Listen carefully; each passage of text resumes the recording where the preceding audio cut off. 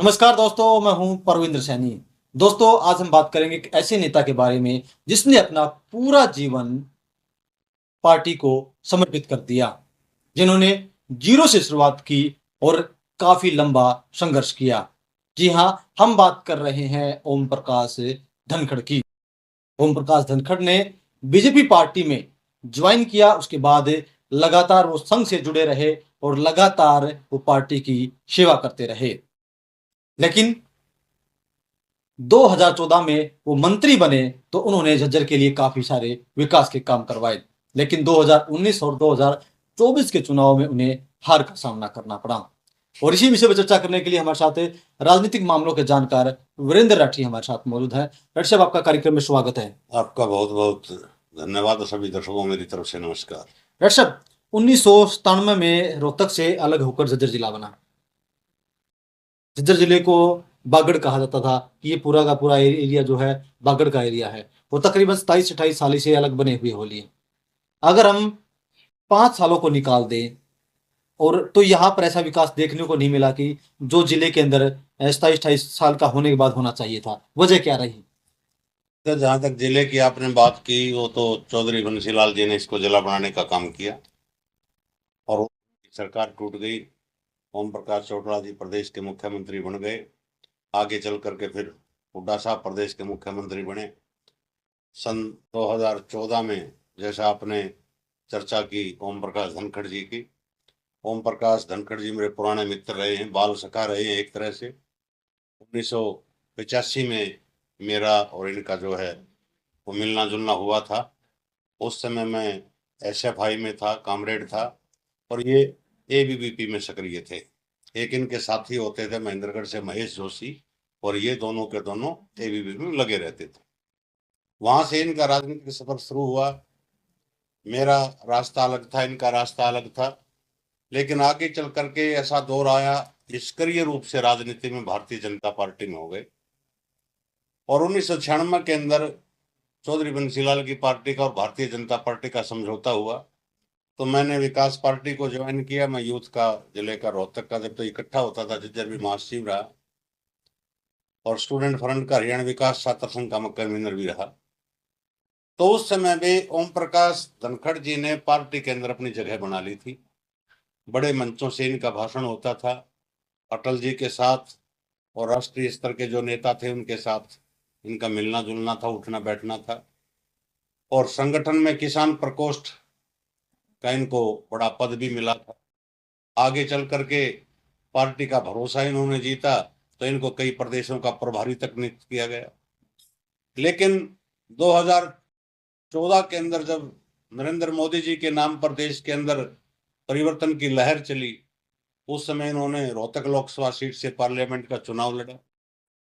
वो चुनाव ये हार गए। बाकी सीटें 7 सीटें उस समय भारतीय जनता पार्टी हरियाणा प्रदेश से जीती थी। 2 इनेलो ने जीती थी, हिसार और सिरसा की, और रोहतक से दीपेंद्र हुड्डा जी सांसद चुने गए थे। लेकिन इन्होंने सोचा, पहले ये दादरी से चुनाव इन्होंने एमएलए का लड़ा, फिर इन्होंने देखा कि रोहतक लोकसभा से तुमने जो एमपी का चुनाव लड़ा है, उसके बाद इनका गांव बादल विधानसभा क्षेत्र के अंदर पड़ता है, तो इन्होंने बादली से चुनाव लड़ा और अच्छे खासे मार्जिन से ओम प्रकाश धनखड़ जी वो चुनाव जीतने में कामयाब रहे।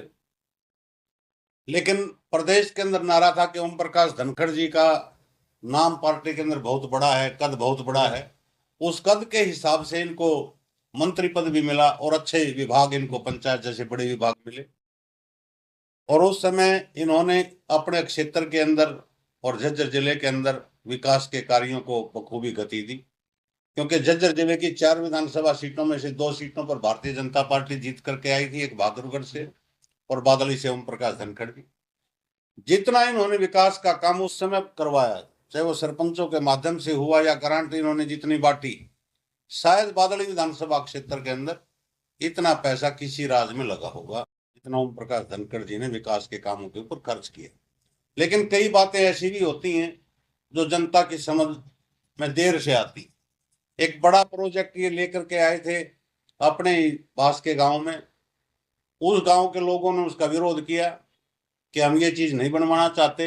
वहां से इनका विरोध शुरू हो गया और फिर जाकर के 2019 का जो चुनाव आया, उस चुनाव में ओम प्रकाश धनखड़ जी चुनाव हार गए। लेकिन ओम प्रकाश धनखड़ जी जो चुनाव हार गए, और उस चुनाव हारने के बाद फिर भारतीय जनता पार्टी की सरकार प्रदेश के अंदर आ गई। तो कहीं न कहीं बादली हल्के को यह एहसास हुआ कि जब सरकार ही भारतीय जनता पार्टी की आ रही थी, तो ओम प्रकाश धनखड़ जी को हमने जिता लेना चाहिए था, हारना नहीं चाहिए, गलत करा दिया हमने उसको। और फिर इनके कामों को भी लोगों ने याद किया। और सबसे बड़ी पार्टी के अंदर पैठ तब इनकी नजर आई कि चुनाव हारने के बाद भी ओम प्रकाश धनखड़ जी को भारतीय जनता पार्टी ने हरियाणा प्रदेश का प्रदेश अध्यक्ष नियुक्त कर दिया, बगैर जनता के सहयोग के। ना तो ये कहीं भीड़ की रैली ओम प्रकाश धनखड़ जी ने ताकत दिखानी पड़ी कि मेरे पीछे इतनी जनता है, अपने बलबूते पर अपनी कर्तव्य निष्ठा के कारण और पार्टी नेताओं का दिल जीत करके वो पद ये लेकर के आए। तो वो इतना बड़ा पद होता है कि प्रदेश के अंदर मुख्यमंत्री के बाद किसी पार्टी का प्रदेश अध्यक्ष होता है, और विशेषकर जो सत्तारूढ़ पार्टी होती है, तो एक बड़ा पद ये लेकर के आए। तो जनता ने फिर भी इनकी ताकत को पहचानने में मैं मानता हूं कहीं न कहीं चूक की, कि इतना बड़ा पद ओम प्रकाश धनखड़ जी अपने बलबूते पर ले आए। आज मुख्यमंत्री के स्टेज के ऊपर बराबर में बैठते हैं, कोई कैबिनेट का मंत्री आता है या पीएम आते हैं स्टेट के अंदर, तो प्रदेश अध्यक्ष की कुर्सी तो उनके साथ लगती है। और वक्ता अच्छे हैं ही, किसी भी टॉपिक के ऊपर आप इनको बोलवा लो, बहुत ही अच्छा भाषण देते हैं। बल्कि मैंने तो यहाँ तक सुना है कि भारतीय जनता पार्टी के और देश के जो बड़े नेता या केंद्रीय मंत्री तक जब हरियाणा प्रदेश के अंदर या दूसरे प्रदेशों के अंदर जाते हैं, कई नेताओं का भाषण स्वयं ओम प्रकाश धनखड़ जी लिखते हैं। इतने उन नेताओं के दिलों में छाए हुए हैं। लेकिन वो प्रदेश अध्यक्ष रहते हुए भी इन्होंने पैरेलल एक तरह से मंत्री से ऊपर का दर्जा इनका था, सीएम का दर्जा तो नहीं, मंत्री का दर्जा के बराबर सभी अधिकारी इनकी सुनते। संगठन में सबसे बड़ा दर्जा इनका था, प्रदेश के प्रमुख थे। उनके बाद इनको 3 साल का कार्यकाल पूरा होगा तो पार्टी का प्रोटोकॉल है, भारतीय जनता पार्टी का प्रदेश अध्यक्ष बदलना था, ये बदल दिए। लेकिन उसके बाद उससे भी बड़ा पद, राष्ट्रीय सचिव का पद, भारतीय जनता पार्टी ने देश का राष्ट्रीय सचिव इनको भारतीय जनता पार्टी का बना दिया। तो ओम प्रकाश धनखड़ की ताकत को इस इलाके की जनता ने पहचानना चाहिए था, जो नहीं पहचान पाए। निश्चित रूप से मैं कह रहा हूं, चुनाव आया 2024 का, जो बहुत ही ज्यादा अपने आप को बुद्धिमान व्यक्ति मान, उनके मन में भी कहीं न कहीं ये थी कि भारतीय जनता पार्टी अब की बार सरकार में नहीं आ रही, कि कांग्रेस की सरकार बनेगी। वो चीज लोगों के समझ में नहीं आई, वही बात इनको भी ले बैठी कि भाई कांग्रेस की सरकार बन रही है, ओम प्रकाश धनखड़ का साथ दे करके क्या करोगे। लेकिन जिस दिन परिणाम आया और 48 सीटें लेकर के भारतीय जनता पार्टी बहुमत लेकर के प्रदेश के अंदर सरकार बनाने लगी, तब लोगों को फिर एक मलाल हुआ कि ओम प्रकाश धनखड़ को समझने में और हरा करके हमने भारी चूक कर दी। अगर आज ये चुनाव जीते हुए होते तो कितने बड़े बड़े महकमे इनके पास होते, कैबिनेट मंत्री का दर्जा होता, इस इलाके के काम होते। यानी कि आज बादली विधानसभा क्षेत्र का मतदाता ही नहीं, मैं झज्जर जिले का मतदाता के बारे में कहना चाहूंगा कि आज यहाँ से सत्ता पक्ष का एक भी विधायक नहीं है। हालांकि एक विधायक निर्दलीय जीते, वो सरकार को समर्थन दे रहे हैं बहादुरगढ़ से, वो एक अलग बात है। लेकिन ओम प्रकाश धनखड़ का जो रुतबा होता चुनाव जीतने के बाद, क्या किसी और विधायक एमएलए का हो सकता है?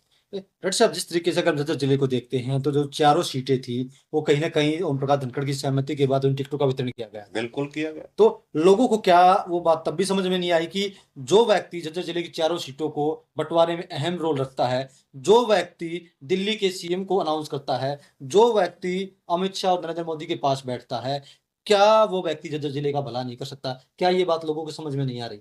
अब इस चुनाव में तो कोहरा चला दिया कि वह भारतीय जनता पार्टी की तो सरकार ही नहीं आ रही, ये चीज इनको नुकसान कर गई। लेकिन आज लोग पिछले कामों को इनको याद करते हैं। आज फ्लड एरिया है, हर बरसात ज्यादा हुई है हरियाणा प्रदेश के हर इलाके के अंदर। आज किसके पास जाएं? जो आज सिटिंग विधायक बैठे हैं, किसी के पास चले जाओ, कह देते हैं कि हम तो विपक्ष में, हमारी तो नहीं चलती। आखिर में कहाँ जाना पड़ता है? इन्हीं के पास जाना पड़ता है। अगर ये आज पावर में होते, स्वयं मंत्री होते, एक तो देखो मंत्री जैसा होना और एक मंत्री खुद होना, दिन रात का अंतर होता है। ये आज अगर मंत्री होते तो कितने ताकतवर होते। लेकिन अब भी ये जो प्रयास कर रहे हैं वो कर रहे हैं। और इलाके के विकास के अंदर जनता को भी ये थोड़ा सा सोच करके चलना चाहिए कि समय की नजाकत को भापो कि आज किस नेता, कौन नेता कितना ताकतवर है, उसकी ताकत को हमने बढ़ाना चाहिए ताकि इलाके का विकास तेज गति से हो। उसकी ताकत को हम नहीं पहचान पा रहे हैं तो आज बादल विधानसभा क्षेत्र पीछे जा रहा है, डॉक्टर साहब, झज्जर जिला पीछे जा रहा है। भूपेंद्र सिंह हुड्डा ने नारा दिया था कि अपने इलाके का सीएम होगा, अपने इलाके में काम होंगे। तो भूपेंद्र सिंह हुड्डा रोहतक से आते हैं, तो साथ लगता हुआ एरिया झज्जर भी है। तो लोगों को उम्मीद थी कि भूपेंद्र सिंह हुड्डा जो है तेज गति के साथ झज्जर में काम कराएंगे, लेकिन उतनी तेज गति के साथ झज्जर में काम नहीं हुए। उनके विधायक भी लगातार बनते रहे हैं झज्जर से। 2014 में अगर हम बादली को और बहादुरगढ़ को छोड़ते हैं तो लगातार विधायक उनके रहे हैं।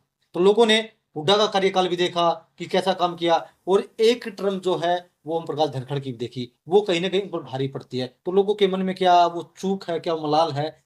अगर बतौर विधायक आप लोग देखोगे तो ओम प्रकाश धनखड़ जितना मजबूत नेता इस इलाके के अंदर कोई विधायक नहीं बना।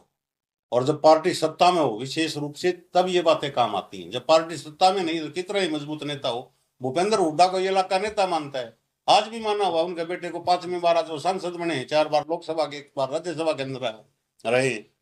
लेकिन आज यही तो मजबूरी के सत्ता में नहीं है। वो जिस अधिकारी को फोन करेंगे एक प्रकार से रिक्वेस्ट ही करनी पड़ती है कि मेरे एमपी कोटे से ये पंप चलवा देना, मेरी तरफ से ये कर देना। ये कोटा तो विधायकों के पास भी है ना। यहाँ 1 सप्ताह तक झज्जर की कॉलोनियों के अंदर, गलियों के अंदर पानी खड़ा रहा है। कहाँ थे स्थानीय विधायक? आप देखा नहीं अभी आपने रोहतक में 3 दिन पहले की वीडियो है कि कांग्रेस के सिटिंग विधायक बीबी बत्रा जिस प्रकार से जिलाध्यक्ष को मनाने के लिए साथ साथ घूम रहे थे, उनको कुर्सी तक नहीं दी जा रही कॉन्फ्रेंस में।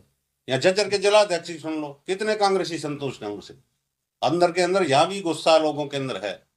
लेकिन हम चर्चा कर रहे हैं ओम प्रकाश धनखड़ की। ओम प्रकाश धनखड़ अगर आज विधायक बने हुए होते तो निश्चित रूप से दमदार मंत्री के रूप में उनकी भूमिका होती और ये इलाका विकास के पथ पर और तेज गति से आगे बढ़ता।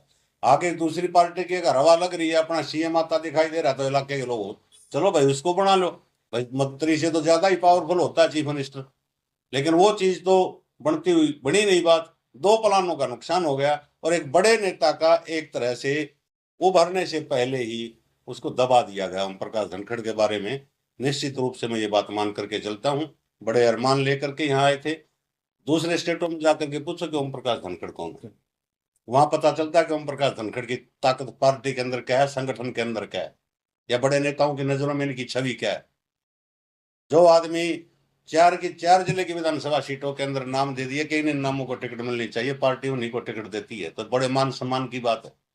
और इलाके के लोग उसको कहते हैं ना कि घर की मुर्गी दाल बराबर, वही समझ लेते हैं कि भाई ये तो तुम्हारे गांव का है, तुम्हारे पड़ोस का है, तुम्हारे साथ उठने बैठने वाला है, इसको क्या है। और अपनी ताकत से जो आदमी प्रदेश अध्यक्ष बन के आ गया, अपनी ताकत से जो आदमी राष्ट्रीय सचिव बन करके चला गया, अपनी ताकत से जो आदमी दूसरे देशों का प्रभारी रहा है, कोई एक टिकट नहीं मिलती लोगों को, ये 4-4 दिला करके लाता है। और भी दिलाता होगा, कहीं और इलाके में भी दिलाई होंगी। तो अगर झज्जर जिले को अपना विकास सही रूप से चाहिए तो समय की नजाकत को चुनाव के समय पर जरूर समझना चाहिए। अगर एक प्लान में आप गलत फैसला ले देते हो तो 5 साल आपका हल्का पीछे चला जाता है। अरे साहब, अगर हम ओम प्रकाश धनखड़ को देखते हैं, जिस तरीके से उन्होंने संघर्ष किया, अब राष्ट्रीय सचिव के तौर पर काम कर रहे हैं, कई जो स्टेटों के ऊपर भारी भी रह चुके हैं, और जो टॉप लीडरशिप है उनके साथ उनके अच्छे संबंध भी हैं। तो क्या आने वाले वक्त में हम ओम प्रकाश धनखड़ को राज्यसभा में देख सकते हैं, या केंद्र में किसी मंत्री के रूप में? देखिए, राजनीति संभावनाओं का खेल है। वो तो ओम प्रकाश धनखड़ के लाइजनों की जहां तक बात करें तो ये चीज कभी भी हो सकता है। सेंटर की राजनीति ये कभी भी कर सकते हैं। राज्यसभा इनके लिए हरियाणा से नहीं, ये कहीं और से भी जा सकते हैं इसके लाइजन जिस प्रकार के। और राज्यसभा के अंदर जाएंगे तो निश्चित रूप से मैं ये मान करके चलता हूँ कि भारत सरकार के अंदर कोई कोई मंत्री पद की कुर्सी जरूर इनका इंतजार कर रही होगी, तो जाएंगे। लेकिन अभी तक जहां तक हमारे पास अपने जो सूत्र है उनके हवाले से खबर ये है कि स्टेट की राजनीति ओम प्रकाश धनखड़ जी करना चाहते हैं। अभी राष्ट्रीय राजनीति की तरफ रुझान इनका कम है। एक लड़ाई तो शायद और लड़ेंगे 2029 की, कि उनमें कितना रुतबा इनका पार्टी के अंदर रह पाता है और जनता कितना समर्थन या प्यार दुलार या आशीर्वाद इनको देती है कि नहीं देती है, वो भविष्य के गर्व की बात है। तो चलिए दोस्तों, कहीं ना कहीं तस्वीर पूरी तरीके से साफ है कि जिस तरीके से जनता ने, बादली की जनता ने ओम प्रकाश धनखड़ को हराया है, उससे ये बात साफ हो रही है, उससे बादली का ही नहीं बल्कि पूरे झज्जर जिले का विकास प्रभावित हुआ है। अगर ओम प्रकाश धनखड़ को जीत मिलती और वो सरकार में दमदार मंत्री बनते तो कहीं ना कहीं झज्जर जिला जहां पर आज है वो विकास की नई गति को, नई बुलंदियों को छू रहा होता। डॉक्टर साहब, इस विषय पर हमारे साथ चर्चा करने के लिए आपका बहुत बहुत धन्यवाद। शुक्रिया।